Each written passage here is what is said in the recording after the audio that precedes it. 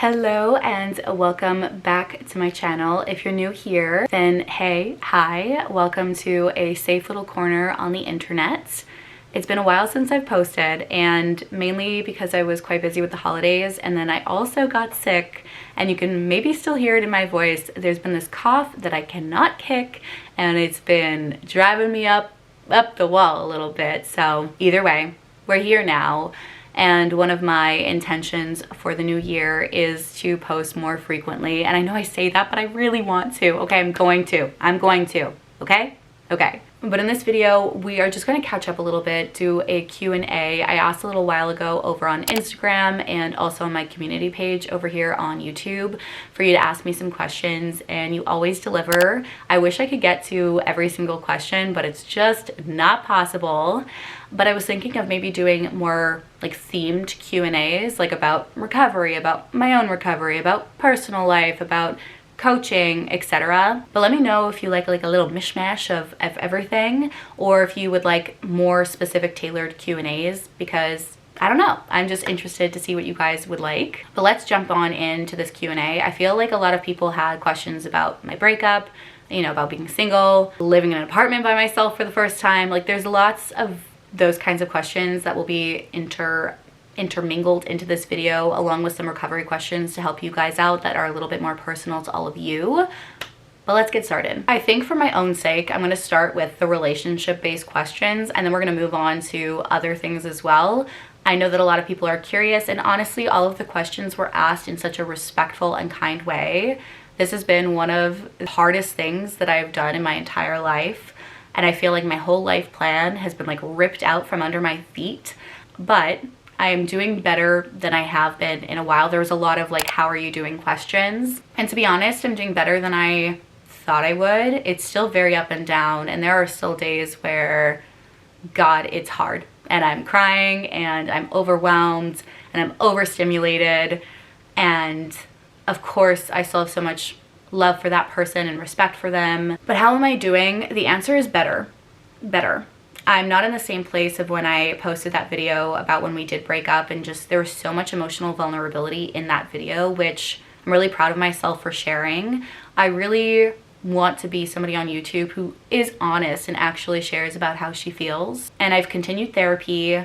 I love my therapist. She's great. I think that it's so important to talk to somebody if you're going through like huge life changes. And honestly, I think every single person can benefit from therapy, even if you have nothing going on in your life and it just feels a little bit mundane or whatever it might be. Doesn't matter. You can always talk about your coworkers. You can talk about thoughts that you have, about anxieties for your future. It's just a great place that is safe and can feel really nurturing and neutral, and, you know, a place that doesn't have any judgment. And so I'm a big fan of therapy. But how I'm doing better.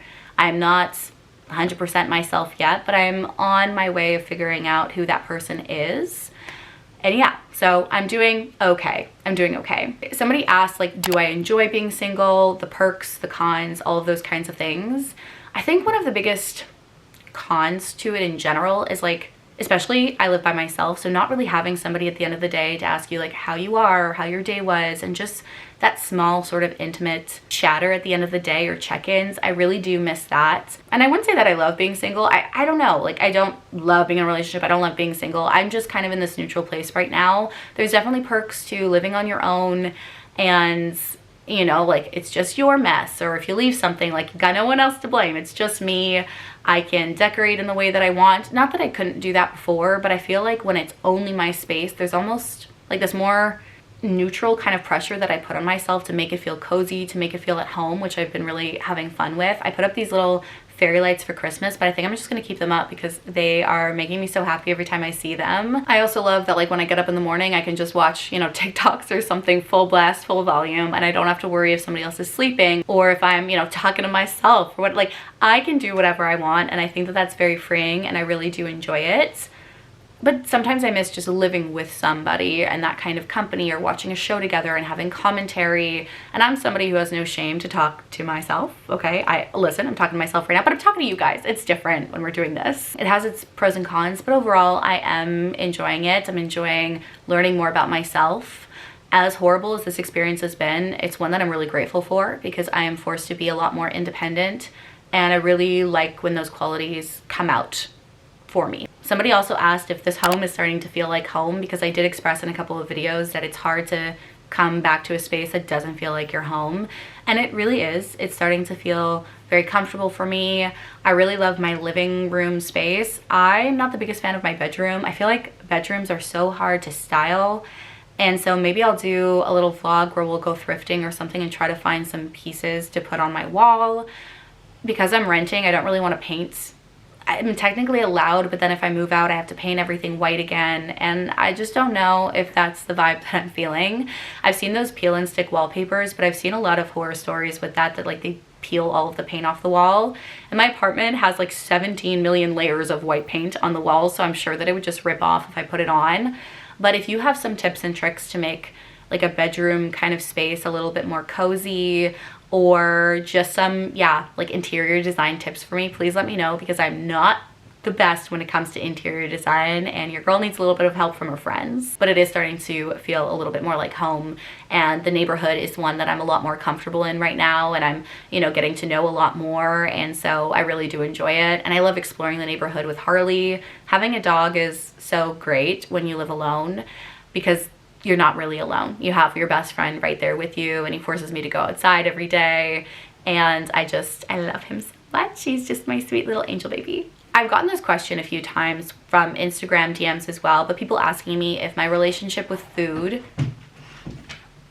Harley's joining us. Good boy. But people have asked me if my relationship with food has been more difficult since the breakup, because it was something that was pretty traumatizing to me, to be honest. And I'm gonna be very, very candid with you, is the answer is like yes and no. It has not gotten difficult in the way that like my eating disorder has come back, or thoughts around food or restriction have been tempting.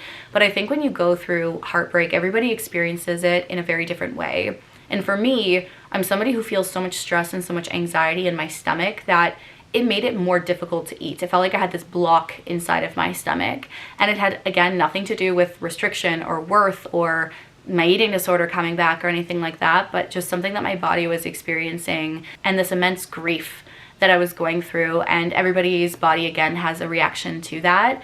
And I will say at the beginning, my appetite was very low, and I was not feeling particularly good, and it was difficult because I could feel the sensation of my body needing more energy, but giving that to myself was so hard because I felt like I was going to be sick, or I felt like I was going to be nauseous. But I really relied heavily on drinks, on smoothies, on bread, or something that was really salty, because the saltier that something was, it would make me want to drink more. And so I would be having chocolate milk, or you know, just fun drinks or something like that, which would be a great way to get energy in. But now that it's been almost basically 4 months since the breakup, my hunger, I think, is pretty much back to normal. Like, I'm not feeling that same kind of anxiety in my stomach. And even when I have bad days and things like that, it's not as physical of a reaction as it used to be at the beginning. And so to answer your question, it's like yes and no, but we're all good right now. And I'm really happy that my body was able to regulate itself and not feel like I was in this panic mode all the time anymore. Somebody also asked me this question of like how to cope with a breakup. And girl, if I knew, I coped in some healthy ways. I coped in some unhealthy ways. I think the biggest way to help you cope is to surround yourself with friends, to say yes. You might have this inclination to stay home, but one of my New Year's intentions, I'm not huge on New Year's resolutions or anything like that, but my intention going into this year for myself and personal growth was just to say yes. Saying yes to last minute things, saying yes to going out with friends, to trying something new.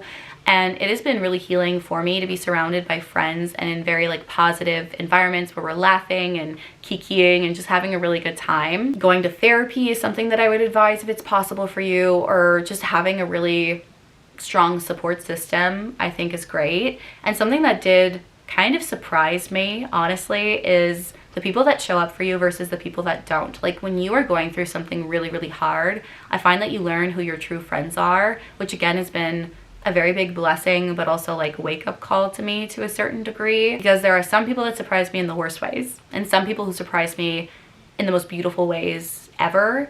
And I feel like that's caused me to become a lot closer with some of my friends and really appreciate them in a different way. And also not to distance myself, but to also just remember in my head people who checked in, but they only checked in because they wanted to know what happened and then they dropped off the face of the earth, or who check in once and just never loop back or never make the effort to come and see me or anything like that. Especially when I'm trying to plan something for them or they flake last minute. It's just not really for me. But my best tips for coping is to find some support, to go out, to try something new, and to pour into yourself. Really, that's the way that's been helping me. And I'm not fully healed by any means. I'm still very, very damaged in a lot of ways. And that's okay because I have time, and 4 months in, it's already gotten easier. I can't imagine what another 4 months will do for me. And another tip is to go low contact or no contact. We have to remain slightly in contact because of the dogs, but it's really only the dogs that we talk about, which I think is also very helpful. If you come out of a relationship and you're talking all the time or trying to be friends right away, I just don't think that that's the most conducive thing for your healing. Another big question that I get, and I understand people's curiosity, is like, why did we break up? And if you followed me for a while, you know that even though I share a lot, I also am very protective over my personal life and friends and people that I'm dating. Andrew was never on camera. I never really posted photos with him. I'm very big on the privatization of my life because I think that that's healthy. I don't think that it's healthy to post your partner all the time, especially when you have an audience of people that can put a lot of, not judgment, but like they care about me, and so I know that they're going to care about that other person, and sometimes people can be mean. Anyway, long story short, why did we break up? He was unhappy. He broke up with me. It wasn't really mutual. And that's kind of the story over there. Like, there's no bad blood. Nobody did anything. It wasn't anything wrong. But I will say that I was completely blindsided by it, which was one of the most heartbreaking things for me, is the fact that, like, we couldn't work something out. And it was just kind of the decision that felt, you know, that he felt best for him. And that's something that will haunt me in some ways for the rest of my life, but I also might be grateful for in some ways. But there's no big juicy tea. If anybody is waiting for something like that, there's nothing. There's nothing that I can possibly tell you. And again, I just have good things to say about him, and I hope that he finds love and happiness and peace within himself and potentially with somebody else, because he deserves it. He's a great guy, and apparently I'm just not his person. And that's okay, because something that I've realized too is that I should not have to beg somebody to want to be with me, right? Like, if I have to do that, then they're most likely not my person. And as hard as that is for me to swallow, because I loved so many things about our relationship, it is what it is, and I can't do anything to change that. And so I got to accept what I cannot change, and then change the things in my own life that I want to better myself, because my goal in this lifetime is not to be, I don't know, somebody's girlfriend or somebody's wife or whatever it might be, but it's truly just to be happy. And if I'm in a relationship in the future, I want that to be something that adds so much into my life. And then along those lines, in general, there was a question about, like, are you dating again? Are you gonna date?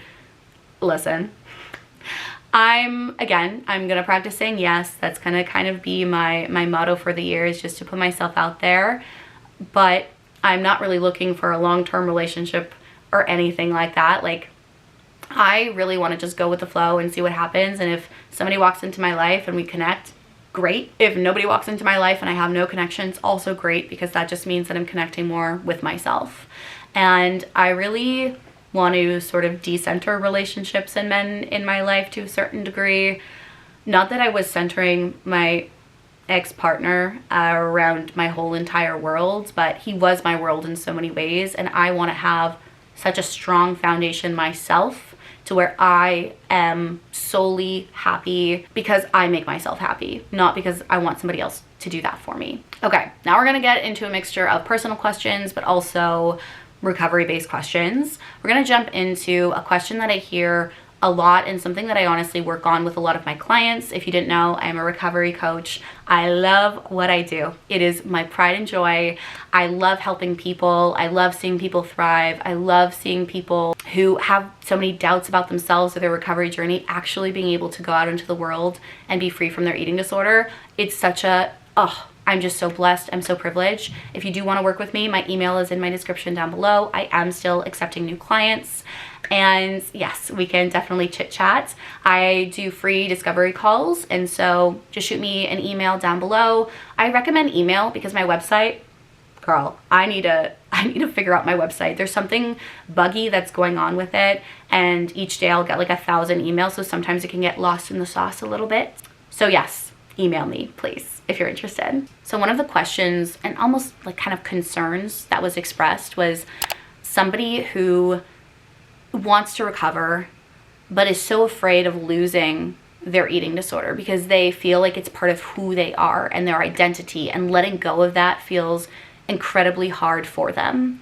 And if you are somebody who has a thought like this, the first thing that I want to reassure you of is that this is a thought that so many people have, and that you're not alone in this fear. This idea that our eating disorder is like our identity and part of who we are, and like without it, who are we? These are doubts and questions that so many people have had before, so don't shame yourself for having them. And I'm really glad that this feels like a super safe place for people to just come and ask whatever is on their mind. And I want to say that it's so understandable to feel this way, especially if you've been with your eating disorder for longer periods of time. It feels like it becomes part of you or who you are as a person. But recovery doesn't mean losing yourself. It doesn't mean losing our identity. It actually means growing into the person that you were always meant to be, having a stronger sense of identity. Recovery is also giving yourself the best chance and the biggest opportunity to be you, because there is nobody in your life that loves your eating disorder. Nobody in your life who loves you more with an eating disorder. And if they do, they are not your people. And you deserve people who want the best for you, for your health, for your safety, for your life. And if you really think about it, has your eating disorder actually made the relationships, your relationship with yourself, your relationship with other people better? Be as honest with yourself as possible. Has it brought you more harm and fear? Or has it brought you all of these wonderful opportunities? It might make you feel safe sometimes, but that is a false sense of safety. And something that the eating disorder is so good at is giving false promises. Saying something like, you're nothing without me, or who are you without me? Those are eating disorder thoughts. And your eating disorder doesn't say that because it wants you to be better and it thinks that your life will be better with it. It says that because it wants to control and it wants to stay there. So if it convinces you and gaslights you that you are nobody without it, that you're losing this huge chunk of who you are, then it's scarier to let go of. And the motivation behind that from your eating disorder is to keep you stuck. That's what the motivation is, to keep you within its grips, for you to be so afraid of who you are without it so that you don't even try. But listen, sit down, I'm gonna be honest with you. Your eating disorder is not who you are. I don't care if you've had this eating disorder for 30 plus years. You are not your eating disorder. It is not your identity. What it is a coping tool that you've used, a destructive coping tool. And coping tools, when you've used them for so long, are hard to let go of, but not impossible. And your eating disorder does not define who you are. You are so much more than that. And it might feel really scary because the question of who are you? What an existential, scary question to ask anybody. Like, who am I? What does that even mean? But the thing about recovery, even though you feel scared or you feel so closely linked with your eating disorder, is that it is an opportunity to rediscover who you actually are. Truly. Because underneath this coping tool, you are a person, an amazing person, a funny person, a kind person, a sister, brother, mother, father, child of somebody. You mean so much to people around you, even if you don't feel it all the time. You might not feel love, but there are people out there who love you tremendously. And your sick body, letting go of that and letting go of this identity and things like that, it feels so scary. But think of what comes with that body, right? Pain, restriction, fear, anxiety, a healthy body and a healthy mindset, because both of those things need to be present for recovery. Should bring you energy, should bring you joy, and you should not have all of these fears that you're having. All of those fears are from the eating disorder, which proves that it is not good for you to hold on to. You deserve to feel safe in your body. And even though the eating disorder brings forward, again, this false sense of safety, it's not true safety.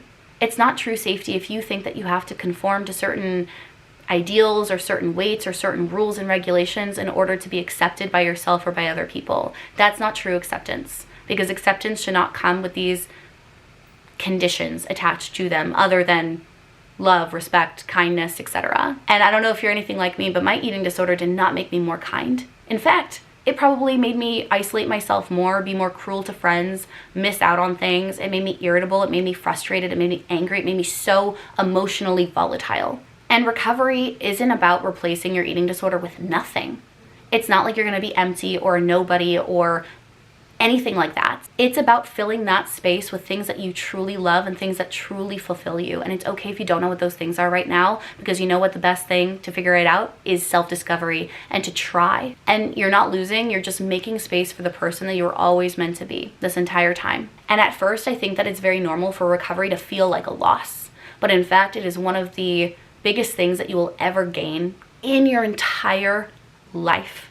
Imagine all of that noise and anxiety and stress being quiet. Imagine going out with friends and not thinking anything about the food and just there for the company and the enjoyment, or that the food's delicious and wonderful. You are stronger than your eating disorder, and recovery is your chance to prove it. Prove it to yourself. You deserve that. And your sick body and the idea of missing that, grief is part of the process, and it's okay to feel grief. It absolutely is. But if you allow fear to hold yourself back from living a full life, I think that you are doing yourself the biggest disservice ever, no matter how difficult that process is. So hopefully some of that can be helpful if you yourself are also struggling with some of those themes that I touched on within that question. Somebody asked how to stop eating when you're full. And I don't know, this question is an interesting one because it is going to be so dependent on the person. If you're in recovery, sometimes you can feel full, but you still need a lot more energy, and so stopping is not the most conducive thing. If you're new to intuitive eating, learning your hunger cues and things like that and unlearning diet mentalities can take some time. I think that this is such an individual question, and it's also human to eat past the point of fullness at times as well. It's not necessarily a negative thing. And I think that there's so much pressure on this idea, even within intuitive eating, to stop at like perfect satiety or when you're just full enough, which I think is kind of like bullshit. Like, it just doesn't, there's so much more nuance to it than just like stopping when I'm full and eating when I'm hungry. Intuitive eating is about so much more than that. And so I feel like I have a non-answer for this question, but it really depends on where you're at. It depends on why you feel like you need to stop eating to a certain degree. And feeling full, there's different types of fullness. I can get full off of, I don't know, eating a whole family bag of carrots or something like that. I can feel full in my stomach, but I'm gonna feel unsatisfied, and so my body's still gonna wanna find something and eat more. So the question itself is a lot more nuanced than that. I can't always answer every question that I get on Instagram, but if you are feeling a little bit lost at times, again, you can book a call with me and become one of my clients. You can also send me a quick message on Instagram and we can try to figure things out over there as well. I always do my best to help people, and I believe that I do have a video when it comes to intuitive eating and hunger and fullness.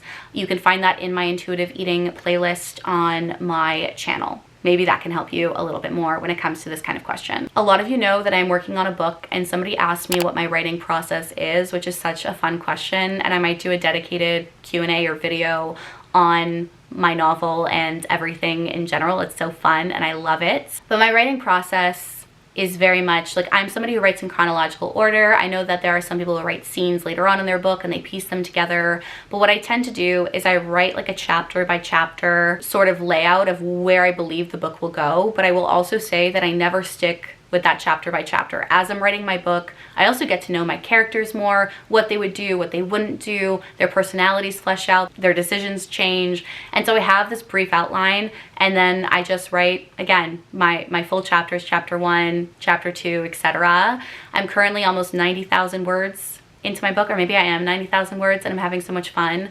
To be honest though, these past 4 months I have not been writing a lot at all. I think I've written twice because I've been just not in the best emotional place and I wasn't really engaging with my hobbies as much, but I really want to start getting back into it.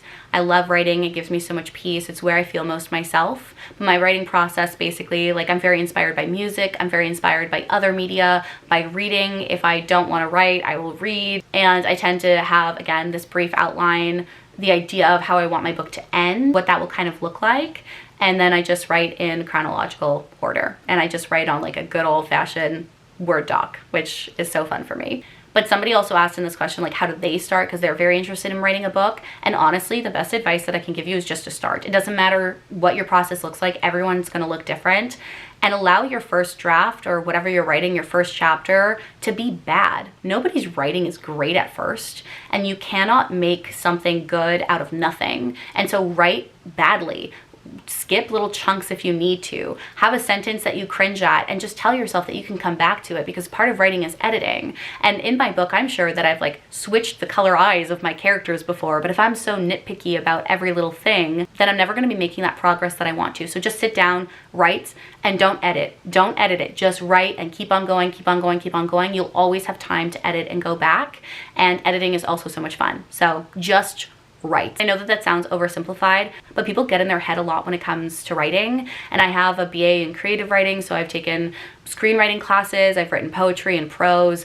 I love writing. I can talk about it all day. I love storyboarding with people. It's so fun, but let yourself have fun. Don't have that pressure of like, I'm gonna write a bestseller novel. Just write and see what comes from it.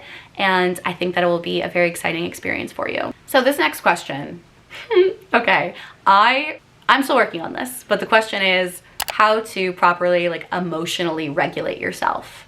If I knew the answer to this, I think it would have solved me a lot of problems, okay? And the thing is that emotional regulation can be so hard for so many different reasons. I struggle with it partly because of ADHD, feeling things a little bit more intensely. I'm a very empathetic and also like overly sensitive person, which is not a bad thing. I love my sensitivity. It's something that makes me me. But I also have difficulty with certain emotions. And one thing that helps me regulate is giving myself space.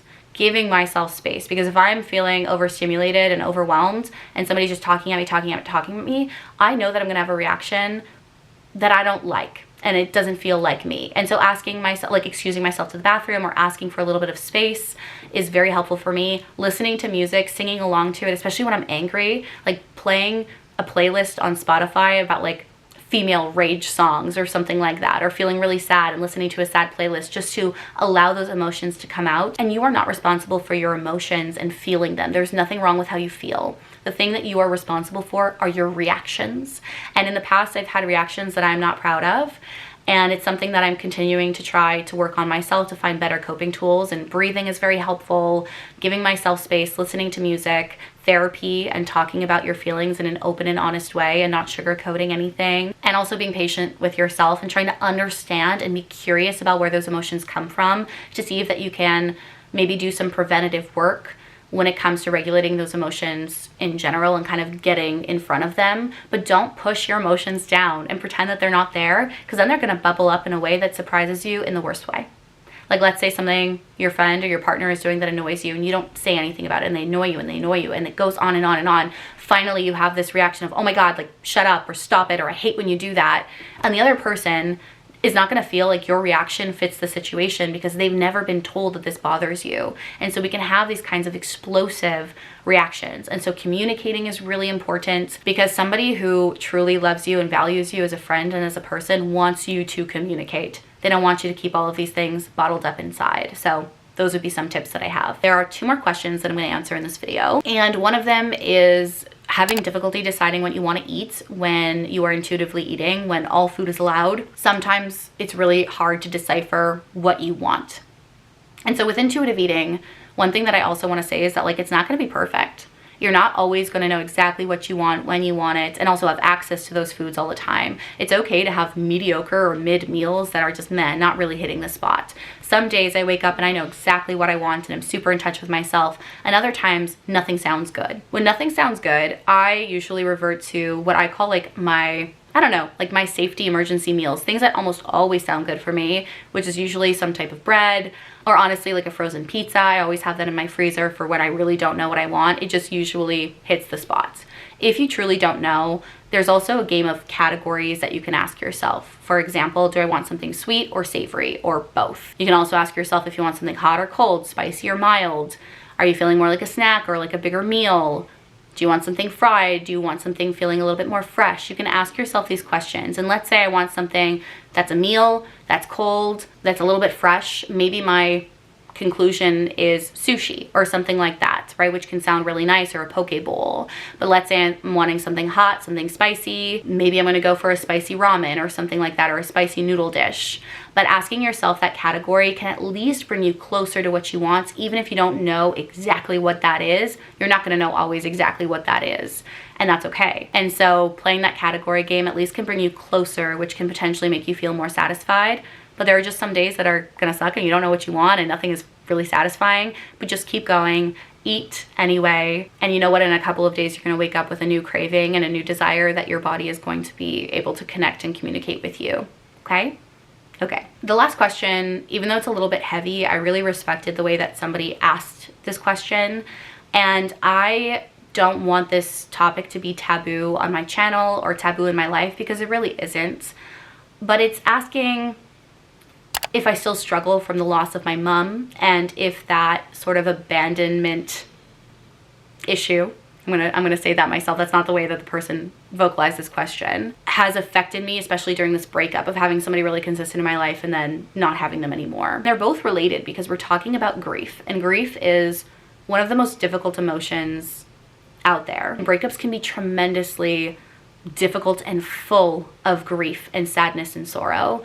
And I've been in other long-term relationships before and they've ended, but it's been nothing like this. And I think that that's because the amount of love that I had for this person was just so much deeper and more meaningful. Sounds like I'm putting down those other relationships, but in a way, that's what it felt like. We had shared this life. And so experiencing that grief definitely did trigger my feelings of abandonment. Abandonment is something that I struggle with a lot, to be honest. But one thing that I've realized for myself too is like the most important person to show up for me and always be there for me is me. How many times can I say me? And when it comes to my mom, like the question of do I still struggle? Absolutely. Absolutely I do. And she hasn't been here for like 22 years. This year it's gonna be 23 years. And I was very young when I lost her. And that changed the trajectory of my life in so many ways. In some ways, I'm grateful because I wouldn't have, grateful. It's a weird way to say it, but like I wouldn't be the person that I am today. Maybe with the amount of empathy that I have, or independence in some ways, my sensitivity, I don't know, it could have really changed me as a person if she was still around. And I love the person that I am, and I know that she would really be proud of me. And as the years have progressed, I used to think of the loss of my mom as like something that happened to me. And even though that's true, I think about it now that I'm a little bit older, that it's something that also happened to her, that she was so young. She was only 39 when she passed away. That's 11 years from where I am right now. And that's so heartbreaking for her to be so young and to know that you're leaving behind your kids and your husband. I can't imagine what that would have been like for her. The grief that I feel is very interesting. I find dates and anniversaries, like her birthday, the anniversary of her death, sometimes my birthday, or life events like when I had prom or when I graduated university or high school, those things, like my grief feels like it's turned up so much, and I still will cry and feel this immense heaviness. And I remember when I was going through this breakup, I don't know who I was talking to, but I literally just said like, I want my mom. Like that's the only person that I feel like could make it better right now.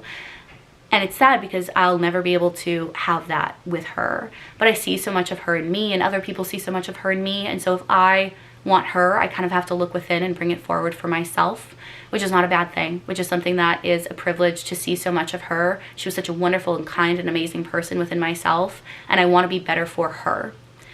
And grief, again, is this very interesting thing where I don't really go through those stages anymore of like anger and denial. And I mean, sometimes I'm angry, the fact that like she was taken away and such a great person in this world was taken away from me and from other people who loved her so much. And her death has definitely affected everybody in my entire family, even probably the way that we engage with emotions and talk to each other. And so to say that it doesn't affect me would be the biggest lie ever. I think it's one of the things in my life that's affected me most and still continues to. And there's just this loss that you continue to feel for the rest of your life, you know, like that if one day I get married, that she won't be there. I think that that's going to be tremendously hard for me. But I know that she, if given the choice, would have never left, and it wasn't her choice, and life is unfair, and it just so happens that she got dealt a very shitty hand. And part of me, even though I'm not a particularly religious person or anything like that, I feel her around me. I talk to her sometimes, even though I'm still having difficulty with that. And I know that if she could see me, and if she does see me, that she'd be proud of the person that I am most of the time. Listen, we all have a little naughty side sometimes, and that's okay. But it is a struggle. But I definitely think that that abandonment that I faced as such a young child definitely influences some codependency in relationships and things like that. And as I'm getting older, I'm getting closer and closer to my family. I wasn't always very close to them growing up. And so it was hard when I had a partner that felt like my family, whose family felt exactly like mine. And it felt so safe and so comfortable, and kind of removing that definitely triggered those feelings of abandonment, but I'm feeling better and better as I continue to go. I'm making new friends and putting myself out there, and I think I need a community and not just one person. And so as much as I would love my mom to be here and to see the things that I have done and to also help guide me and with her words of wisdom and things like that, I will forever live not just for me, but for her as well. And so as difficult as it has been, she's also been this saving grace for me too. Is like, if I see my life is over right now because a relationship is over, what an injustice to her, whose life is actually no longer has the ability to continue. I know that there are so many people out there, people that you guys have probably loved as well, who are no longer here. And if there's one thing that we deserve to do for the people that we love that are no longer walking on this earth, is to live for them and not beat ourselves up or be mean to ourselves or tell ourselves that we can't do this and we can't do that and have this negative mindset. I know that my mom would never want that for me. And so as triggering as it potentially has been, it also is like a saving grace for me to think of what she would do, what she would tell me, and to use her guidance in that way to help me through it too. And so yeah, I hope that makes sense. I feel like I'm just a little yapper, and I can yap all day. I mean, listen, I've been talking, I think, for like an hour straight over here, and I've loved it. But let me know if you like videos like this. If there are some questions that I didn't get a chance to, feel free to leave them in the comments, and you know, maybe I'll be able to answer, or I can answer in a future video. But thank you so much for watching. It feels so nice to just turn on my camera and talk to you guys. Like, I just feel like I can breathe again. And I don't know, I've been nervous to open my camera recently, or I feel like I've had nothing to share, nothing to say. But you know what? There's so many people that I love watching their mundane lives, or just chilling in their apartment or cooking and just having it cozy and relaxing. And I have to stop being, not that I'm super hard on myself, but hard on myself when it comes to YouTube, of like, oh, nobody is interested in that, or nobody wants to watch that, etc. Because there's always somebody who does. There's always somebody who wants to hear your voice or hear from you, and I need to remind myself of that too. But anyway, I hope you have a wonderful, lovely day. Don't forget to do something kind for yourself, and I hope to see you in my next video. Bye, friends.